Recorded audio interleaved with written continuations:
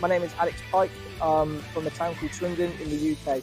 I'm a football coach at that club, and we're out here in Karachi after a recently set up partnership with Karachi FC and Swindon Town FC. Out of those 300 kids this week, what we'll do is we will select 25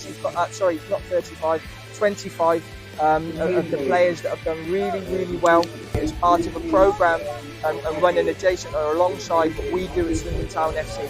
So they'll be put through methods and put through practices that we do back at the football club in England.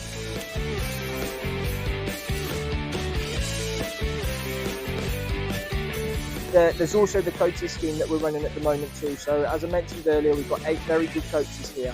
The 8 coaches will be working with myself, and we'll be sharing experiences, sharing sessions, and at the end of this, I'll identify 2 coaches that will come back to Swindon Town. So they'll come back to Swindon Town this year.